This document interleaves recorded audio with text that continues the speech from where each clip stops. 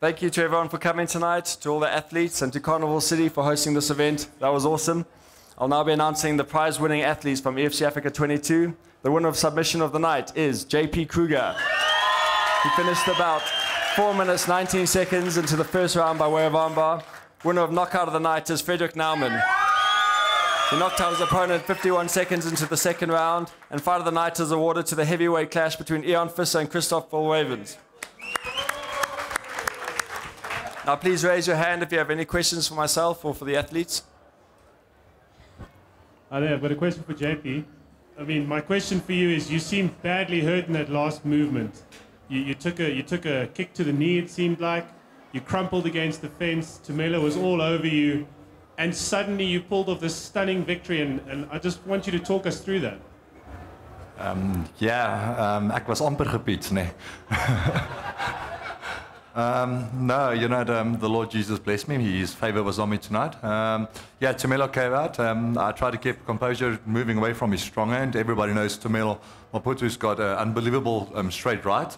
And he started the first low kick. It was okay, you know. I had a few Muay Thai fights, and then the second one, and then it started slowing me down. And then, by the third, fourth one, I was injured. And I don't know, man. When I caught myself, I was not sure whether it was a triangle or whether it was an armbar, but something happened. And I'm very happy. Akaro, one for you. Great event tonight. This question is to do with the bantamweight title picture. You said that there would be a title fight, hopefully before the end of this year. Matt Bursky here on a 3-fight win streak, pretty impressive. Do you think he deserves a #1 contendership spot, despite having missed weight twice in a row? That is a big issue for us. Technically, he hasn't made it to bantamweight in our eyes. It is 2 events in a row. We'd love to say he is the #1 contender, but that does pose a big problem for us. You know, you've got a guy like Charlie Vey, you've got a guy like Zulu Boy. And unfortunately for Matt, I think it's not something that we can actually give him. I've got a question for Frederick. Frederick, you predicted that you would win by KO within the first 2 rounds. Did you truly believe that was going to happen, and did it go exactly as you thought it would? Yes, it basically went exactly as I thought it would. My game plan was simple. Nothing to lose. I went into the fight with nothing to lose. I told myself, it's a make or break fight for me. If I win this fight, I know there's a future for me. If I don't win, most of the guys will probably say I'm not legit fighters. So I went in with a nothing to lose attitude, and it works for me. It worked, yeah. Just to follow on with that, you also said in the past that if you do fight this fight the way you want it to go, you feel you'll be ready to face either Leon Maynard or Don Madge. Do you still feel that way? Yes, definitely. I feel everything. I worked my jits, the wrestling, the stand-up. I feel complete now. I feel I'm ready. Yeah. Thank you.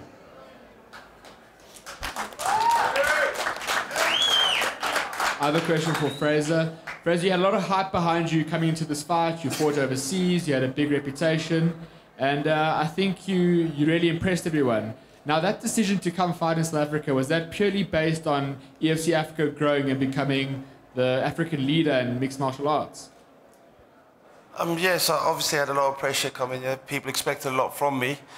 I'm really happy to be here, and EFC was the move forward for me. I mean, the promotion has grown amazingly in the past 2 years, and the next big move for me was the EFC. Matt, just to you, a lot of smack talk, a lot of hype about this fight. You want to tell us a little bit about how it made you feel? Yeah, look, I don't see a fight as an emotion. A fight's an action to me, so I try to not get involved in it. And I think it showed. I went in there with a clear mind, and the victory was mine. On the weight cut and 2-0, I mean, let's be honest, you've destroyed both your opponents. What next? Yeah, look, the last 2 months, 2 and a bit months has been challenging. I've had 3 pro fights in just over 2 months. So there are some challenges. I've got to go back to my camp, and I've got to sort out. Obviously, missing weight, it's pretty embarrassing, actually. And it's not as a professional athlete, it's not what I want to do. So obviously, I'd like to take a bit of a break now, go back, reevaluate what I've got to do to make this bantamweight cut. And I'm going to do it, and I'm going to be the bantamweight champion. I have a question for Barend. Congratulations on your win. It was a very dominant victory. I mean, you went in there and from the start you imposed your will. Where to from here? It's obviously up to Graham where to from here, but must say also to my opponent, he was a tough opponent. It wasn't just a walk in the park. He did bring these game plan as well. I had my game plan set. He's a striker, he's a kicker, and my game plan was to take him down, demolish him on the ground, and that's exactly what I did. Thank you. And then just to follow that, Amos, you fought incredibly hard. It was amazing to see how you never stopped fighting, and there were a few moments where you gained top position and you were right back in there. Can you talk us through where the fight went wrong for you and where you would have liked it to go? Well, for the fight, I wanted to keep it stand up. In a way, my opponent dominated me on the ground, and of which it is his base. Then I can't dispute on that. I have to go back and do the corrections, then come do the best thing. Question here for Fraser. How did it feel like to fight on home soil, and when can we see you back? It felt amazing, to be honest. It was really hyped up for me, and it's so good. This is the first time I've been back to South Africa since 2003. All my school friends have been here, and there's such a hype about it. I'm hoping the Cape Town card. I would really like that. Obviously, it's Cape Town. It would be nice as well. So, yeah. Hopefully then. Question for Freda and Bibi. It was quite apparent that you guys had a large backing of the crowd tonight. What impact did that have on your approach to your fight? Yeah, I must say thanks to all my supporters, mainly my sponsors. They put a big impact into it. The clothing I've got, Hunter, and all my sponsors I've got at the back, TW Profile, Pakisa, Auto Armor. They put a lot into it to get all the people here. Some of the guys that doesn't know when the event is, they get told, listen, today you come and have a look. You won't be disappointed. And to my crowd that was there, it does play a big role, especially when you step into the octagon and you look up and you just see everyone shouting for you, BB, BB. It just makes everything come alive, and that's when you put everything you've got into this fight. Yeah, just thanks to all my supporters. Thanks. Yeah, I would actually like to thank my wife for all the effort she made. She arranged everything, and yeah, it made a big difference. Every time they were screaming, I couldn't kept on smiling. I couldn't put on a serious face for the fight. Actually, when I stepped into the cage, I was full of smiles, and I'm fighting at my best when I'm happy and smiling. And yeah, that definitely made my fight. Question for JP. So, submission of the night, first round. Where to now? We were actually talking about this. I'm going to be coming October, and I'll be seeing who will be the champion between Soulja Boy and Pitbull. And then, yeah, it'll be a good fight. Both of them has been gentlemen towards me, and I appreciate that. Then we're looking at from November to January, I will be training with Brian Imbasol in Thailand again, who's one of our training camps as well. Me and my manager, we have sat down. Brian Imbasol and Roger Herta, they will be helping us that side in Thailand. And then, yeah, I will be coming back February to be facing the new champion. That's right. I don't think there's any doubt in anyone's mind that JP Kruger is facing the winner of Gareth McClellan and Jeremy Smith.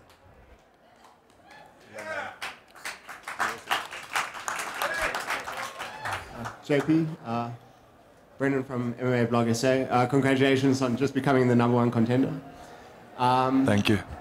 I wanted to ask, when you got kicked by Maputa, it looked like you were really injured, and like the fight was going to get finished, and maybe you wouldn't have been able to carry on. Then kind of swarmed on top of you, you got a quick armbar, looked really comfortable, and then you kind of got up and walked around and looked comfortable. Was it part of your strategy to try to bait him in so you could get on your back, and because you know you've got great jiu-jitsu? Maputo kicks like a donkey, buddy. You know, if I'm rippling, it's because he kicked hard.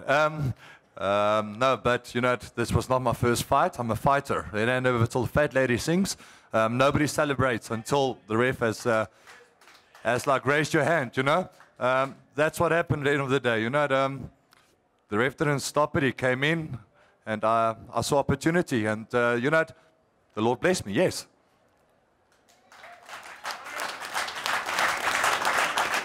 I have a question for Dallas. Yep.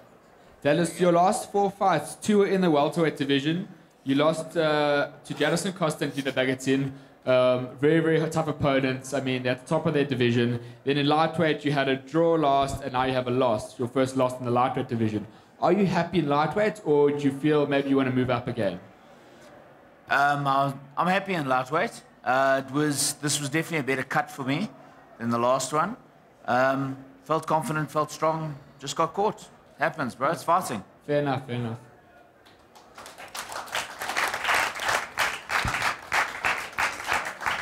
Question for Cairo. Were you happy with this evening's events? Yeah, it was awesome. You know, I think the crowd that came through for this fight card, you know, no title fight, but we had great guys on this card, and they really delivered. They were exciting fights, big knockouts, massive submissions, frantic, you know, from the beginning to the end. I really had a good time.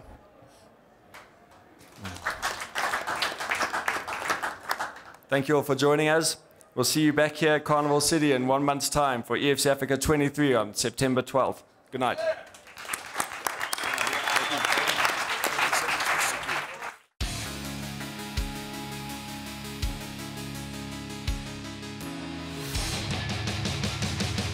Two heavyweight titans collide as the defending EFC Africa heavyweight champion Andrew One Gear van Zyl defends his title for the first time against the kickboxing and knockout expert Soers the Guru Krabbelaar.